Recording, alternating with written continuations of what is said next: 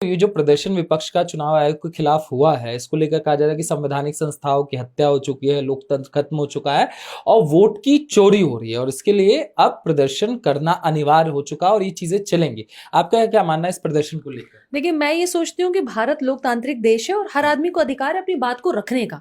अगर आपको लगता है कि इलेक्शन कमीशन ऑफ इंडिया जो कि अपना काम कर रही है, लेकिन पता नहीं क्यों राहुल गांधी जी को लगता है कि election commission of India Modi ji के इशारे पे या सरकार के इशारे पे काम कर रही है, अगर आपको ये डाउट है तो आप इलेक्शन कमीशन के पास जाइए, अपनी बात रखिए और आप एक एफिडेविट साइन कर दीजिए। और अगर आपकी बातों में तथ्य होगा, अगर आपकी बात सच होगी तो उस पर आगे कार्रवाई होगी। लेकिन मेरा ये भी मानना है और ये भी तर्क के साथ, मतलब जिम्मेदारी के साथ कहती हूँ कि अगर आपकी बात झूठी हुई और वो जो क्लासरूम में आप खड़े होके वो पाठशाला चला रहे थे और वो जो ड्रामा कर रहे थे प्रोफेसर की तरह, लोगों को बता रहे थे कि किस राज्य में कहां कितनी चोरी हुई है, अगर वो तथ्य गलत साबित होते हैं तो इस तरह के नेताओं को जेल भी जाना चाहिए। क्योंकि आप जनता को भ्रमित कर रहे हैं, आप देश के युवा को भ्रमित कर रहे हैं, आप देश की संस्थाओं पे जो इंडिपेंडेंट स्वतंत्र रूप से काम कर रही है आप उनके ऊपर भी उंगली उठा रहे हैं। तो आपकी ये जो कारनामा है, वो जो बोर्ड और पेन पेंसिल लेके आप खड़े हैं और नौटंकी कर रहे हैं, उससे कहीं ना कहीं आप देश के इस तरह के सरकारी जो संस्थाएं हैं, आप उनकी छवि भी धूमिल करते हैं। तो आपको भी तो जेल होनी चाहिए। मेरा तो ये मानना है कि अगर इलेक्शन कमीशन गलत कर रहा है तो इलेक्शन कमीशन से सवाल पूछे, और अगर इलेक्शन कमीशन गलत है, वोटों की चोरी करा रहा है, तो वो भी कटघरे में आएंगे। लेकिन नेता कैसे बाहर छूट जाएगा? अगर नेता गलत होगा तो नेता जेल क्यों नहीं जाएगा? वो कहते रहते कि हम 300 लोगों को लेकर जा रहे थे बताने अपनी बात, इलेक्शन कमीशन सुने तो एक सेकंड, 300 लोगों को लेके कौन से इलेक्शन कमीशन हो गया? कोई सरकारी दफ्तर में 300 कुर्सियां लगी रहती हैं क्या? 300 प्रतिनिधि को बिठाया जाता है और बात की जाती है? आप वहां पे हंगामा करने जा रहे थे, आप वहां नाटक करने जा रहे थे, आप वहां पे अराजकता फैलाने जा रहे थे, आप वहां गुंडई करने जा रहे थे, या आप अपनी बात को रखने जा रहे थे? भाई, कोई अगर आदमी बात रखने जाता है, पुलिस स्टेशन में भी जाता है, किसी शहर की घटना घट जाती है तो 400 500 4000 लोग जाते हैं, या 4 लोग 5 लोग एक रिप्रेजेंटेशन देते हैं, वहां बैठते हैं, अपनी बात को रखते हैं, एप्लीकेशन देते हैं। आप इसी में यही करते जाके।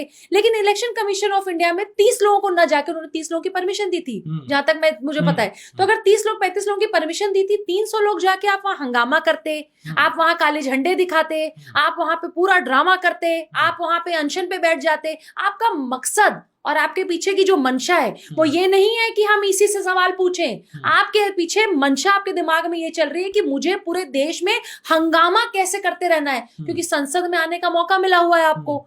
एक जगह से हारे, फिर एक जगह जीते, वो आप यहां से केरल तक घूमते रहे, तो आपको लगता है कि यार हंगामा कैसे करना है, न्यूज़पेपर में कैसे छपे रहना है, हाईलाइट कैसे होना है, कैसे लोग मेरे इंटरव्यूज लें, क्योंकि ऐसे तो कोई सीरियस आपको लेता ही नहीं है, ना सीरियस लेता है ना आपके बयान सीरियस लेता है। लेकिन इस तरह की नाटक और नौटंकी करके आप छाए रहेंगे पूरे देश में। देश हंसता है, देश राहुल गांधी जैसे नेताओं पे हंसता है जिनके पास कोई तथ्य नहीं है, और 30 लोगों की जगह 300 लोगों को ले जाके आप वहां पे धरना प्रदर्शन, नाटक नौटंकी करने जा रहे थे। तो कह रहे हैं ना, राहुल गांधी ने कहा ना कि वोट की चोरी हो रही है, बिहार में चुनाव भी है और वोट की चोरी के माध्यम से बिहार का चुनाव जीता जाएगा। मुझे एक बात बताइए, एक व्यक्ति जिसकी मृत्यु हो चुकी है 20 साल पहले, 10 साल पहले, 5 साल पहले, वो व्यक्ति क्या ऊपर से आके अपना वोट दे रहा है? कब्र से बाहर निकल के वोट दे रहा है? जो व्यक्ति आज जिंदा ही नहीं है, वो व्यक्ति का नाम वोटर लिस्ट में नाम क्यों होना चाहिए? वो वोटर लिस्ट से नाम क्यों नहीं कटना चाहिए? एक व्यक्ति के नाम की अगर रिपीटेशन है 2 स्टेट्स में, 2 जगह, तो वो नाम क्यों नहीं कटने चाहिए?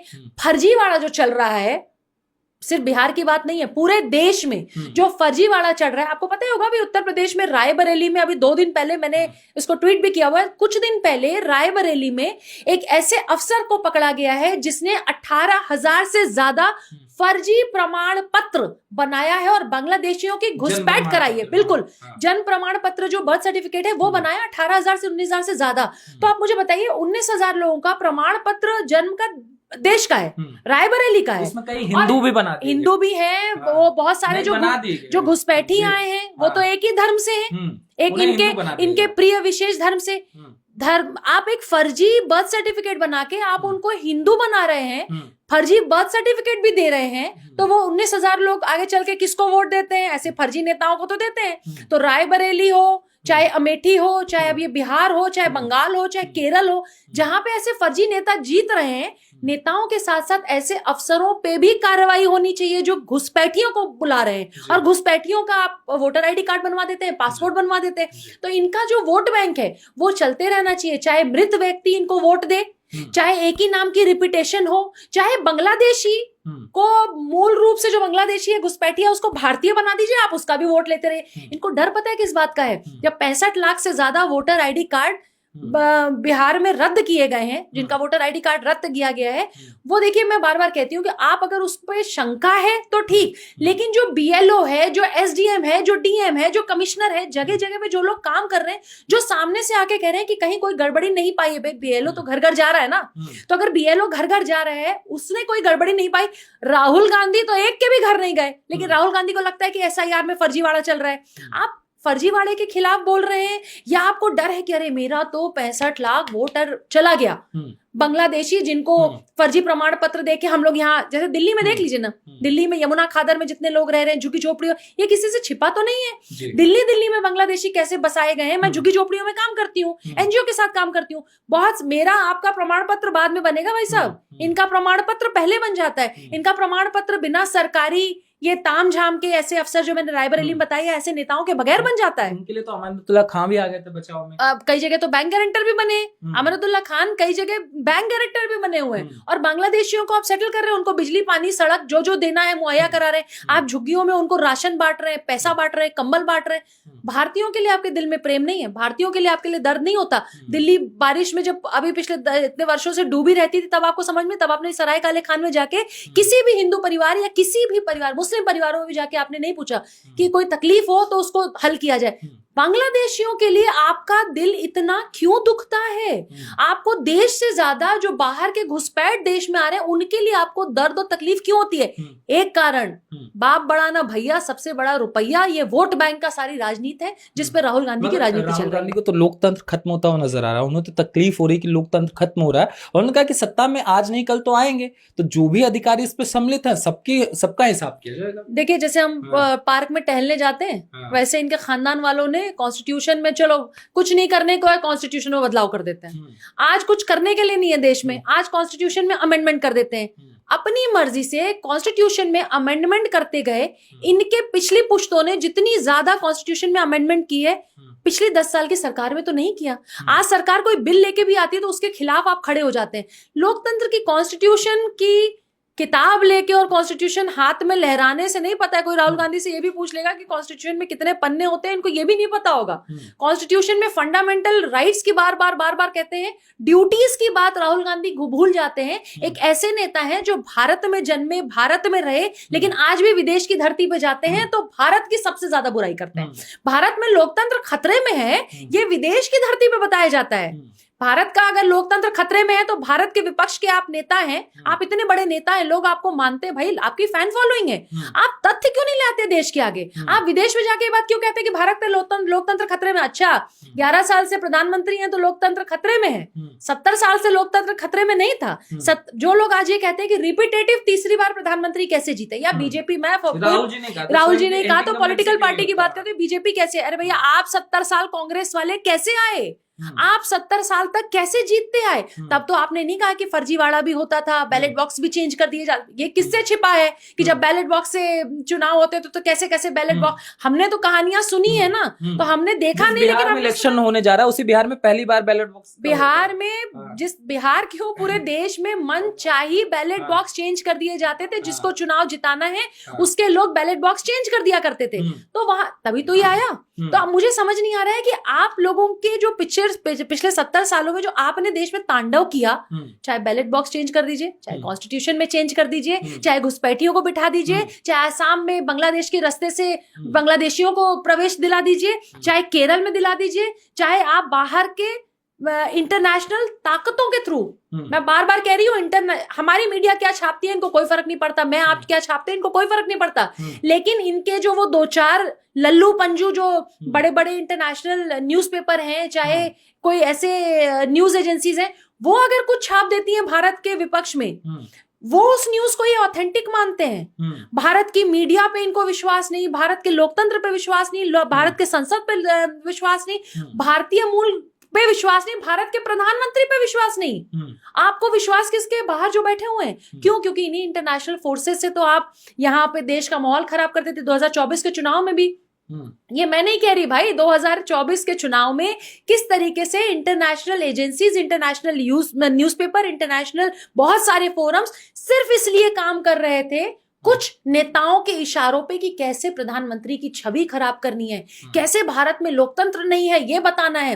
अरे भारत में लोकतंत्र तब नहीं था जब कश्मीर में हाहाकार मच रहा था, तब भी तो था लोकतंत्र, तभी तो थे आपके बाप दादा। तो लोकतंत्र में क्या हुआ, किन कश्मीरी पंडितों को आपने जमीन जायदाद उनकी दे दी और उनको आपने सेटल कर दिया। लोकतंत्र की बात कौन कर रहा है भाई? लोकतंत्र की जो चांदी और सोने के चम्मच से पैदा हुआ, इसमें कोई बुराई नहीं है। देखिए आप चांदी चम्मच सोने के चम्मच से पैदा हो सकते हैं, लेकिन राजा का बेटा राजा तभी बनेगा जो योग्य होगा। अगर राजा का बेटा राजा बनने योग्य नहीं है तो वो राजा नहीं बनेगा। लोकतंत्र यही कहता है। आपके अंदर काबिलियत होगी तो आप कितना भी सपना देख लीजिए, युवा नेता युवा नेता युवा नेता, प्रधानमंत्री के लायक आप नहीं है। आप प्रधानमंत्री की कुर्सी पे नहीं बैठ, देश को पूरा देश आपने घूमा। आपको जब मन होता है किसी मड़ई में जाके, किसी छप्पर में जाके गरीबी का मजाक उड़ाते हुए आप वहां पे बर्तन रख के, नए नए बर्तन होते हैं, वो जो बर्तन होते हैं वो चमक रहे होते हैं, वो पता चलता है कि अच्छा फोटोग्राफी के लिए नए नए बर्तन लाए गए हैं और वहां खाना खाते हैं। आप गरीबी का नारा देते देते आपके खानदान में बहुत सारे लोग चले गए, अब आप भी उस बारे में बोलते हैं। गरीबी नहीं हटा पाए आप देश से। 10 साल से जो व्यक्ति देश के लिए काम कर रहा है, जो देश विदेश हर जगह काम कर रहा है, 10 साल में आप उम्मीद करते हैं कि पूरा देश एक डेवलप्ड कंट्री की तरह आ जाए। अरे भैया, मेक इन इंडिया से लेके सारी चीजों पे देश काम कर रहा है, देश का प्रधानमंत्री काम कर रहा है। विपक्ष सिर्फ वो नहीं होता जो हमेशा सुबह से शाम तक पानी पी पी के प्रधानमंत्री को गाली दे। मगर जिस तरीके से चुनाव आयोग पे गुस्सा दिखाई दे रहा है, राहुल गांधी ने स्वयं कहा कि हम तो आपको सबक सिखाएंगे जब हम सत्ता में आएंगे। इनके समर्थक दल जो सोशल मीडिया पे है वो तो यहाँ तक कह रहे हैं कि इन्हें चुनाव आयोग के जो अधिकारी है उन्हें चप्पल से मारा जाए, जूता से मारा जाए, क्योंकि ये तो मोदी के साथ साठगांठ करके इस देश के लोकतंत्र को। देखिए, ये वो लोग हैं जिन्होंने भगवा आतंक गढ़ा, ये वो लोग हैं जिन्होंने इमरजेंसी लगाई, ये वो लोग हैं जो देश की सरकार भंग करके रातों रात विपक्ष को जेल में डाल देते हैं। ये वो लोग हैं जो 2 साल 1.5 साल 2.5 साल जब इमरजेंसी चली, बड़े बड़े नेता जो है वो जेल में रहे, उनके साथ यातनाएं हुई। भाई ये मैं नहीं कहती, आज देश के रक्षा मंत्री माननीय राजनाथ सिंह जब इमरजेंसी में जेल गए तो उनकी माँ बीमार पड़ी, और उनकी माँ बीमार पड़ने पे इन्होंने छुट्टी नहीं दी, उनकी बेल उनकी नहीं हुई, वो गई, वो बाहर नहीं गए, उन्होंने अपनी माँ की सूरत नहीं देखी और उनकी माँ का देहांत भी हुआ। आप किस फासिज्म की बात करते हैं? आप किस हिटलर शासन की बात करते हैं? भाई आपसे बड़ा हिटलर कौन?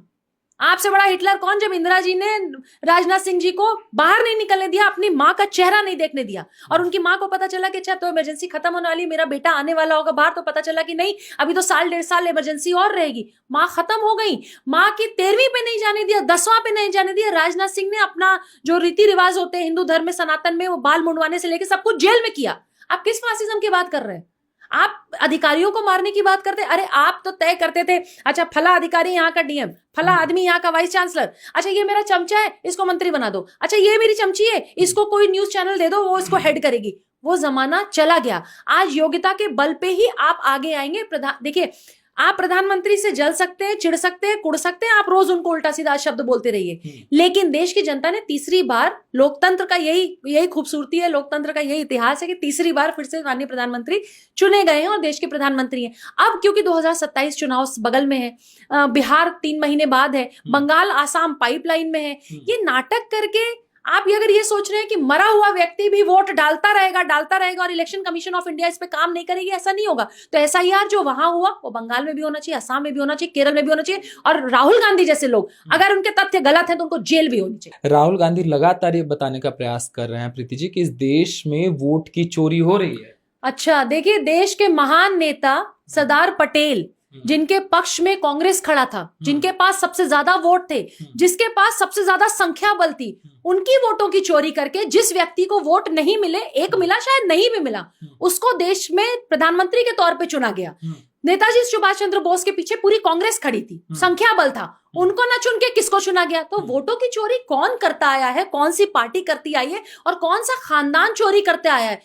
ये सही बात है, राहुल गांधी इसलिए बोल रहे हैं क्योंकि उनको उसका अनुभव है, ये अनुभव की बात है। और दूसरी बात, आप अगर 300 लोगों को लेके आप खड़े होते हैं और ईसी में जाने की कोशिश करते हैं, बैरिकेडिंग तोड़ दे रहे हैं, पुलिस वालों को आना पड़ रहा है, आप वो कॉलेज के बच्चे नहीं होते, कॉलेज के युवाओं में कभी लड़ाई हो जाती है 2 गुटों में, उस तरीके से ओछी हरकत करते हुए लोगों को 300 लोगों को लेके आप जा रहे हैं। आप बांग्लादेश बनाना चाहते हैं देश को। आप चाहते हैं कि देश की लोकतांत्रिक देश में चुनी हुई सरकार के खिलाफ लोग सड़कों पे आए। आप भड़का रहे हैं लोगों को कि लोगों को सड़कों पे आना चाहिए, युवाओं को सड़कों पे आना चाहिए। आप जैसे नेता को सबसे पहले जेल जाना चाहिए, नहीं तो भारत बांग्लादेश की तरह हो जाएगा अगर आप जैसे नेता जो है आप सत्ता की कुर्सी पे बैठ गए तो आप कह रहे हैं कि देश को इस मतलब संवैधानिक संस्थाओं पे अविश्वास दिखाकर और देश में लोकतांत्रिक स्थिति बताकर देश को बांग्लादेश जैसी स्थिति में गढ़ा। बिल्कुल। बांग्लादेश में क्या हुआ? बांग्लादेश में प्रधानमंत्री के घर घुस गए लोग, प्रधानमंत्री के घर घुस गए, वहां की जो संस्थाएं हैं लोगों ने तार तार कर दिया उस बिल्डिंग को, दिया जिंदा लोगों को दिया। आप 300 लोगों को लेके अगर सड़कों पे इस तरीके से उतर रहे हैं, आपको अपनी असहमति दर्ज करानी है, उसका लोकतंत्र में एक तरीका है। लेकिन अगर आप 300 लोगों को लेके आप बैरिकेडिंग तोड़ते हुए जा रहे हैं, तो मैं ये बात मानती हूं कि राहुल गांधी जैसे लोग बांग्लादेश में हुए चीजों को या जो वहां पे हादसे हुए उसको आप भारत में लेके आना चाहते हैं। आप भारत में अराजकता और गुंडाई फैलाना चाहते हैं। तो बांग्लादेश की तर्ज पर कुर्सी पाने का प्रयास हो रहा है। बिल्कुल बिल्कुल। मुझे लगता है कि भारत को किस तरीके से बदनाम किया जाए, और ये जब ये सब चीजें करते हैं तो इंटरनेशनल मीडिया जो इनके चमचे पत्रकार हैं वो भी छापते हैं, लेफ्ट कम्युनिस्ट के लोग भी छापते हैं, जो जिहाद प्रेमी कार्यकर्ता इनके जो पत्रकार हैं या इसे न्यूज एजेंसी या पोर्टल से वो भी इसको छापती है। राहुल गांधी लोकतंत्र के लिए लड़ रहा है। राहुल गांधी लोकतंत्र के लिए नहीं लड़ रहे। राहुल गांधी सिर्फ अपनी खोई हुई जमीन और खोई हुई कुर्सी के लिए लड़ रहे हैं, जो मुझे नहीं लगता कि अगले 20 साल 30 साल 40 साल इनका नंबर आना है। देश के लोकतंत्र में जो आप अपनी असहमति दर्ज कराना चाहते हैं आप कराइए, लेकिन गुंडागर्दी भारत में नहीं चलेगा। ये बांग्लादेश नहीं है, ये भारत माता की जगह है। यहाँ पे तुम्हारे जैसे लोग जेल ही जाएंगे।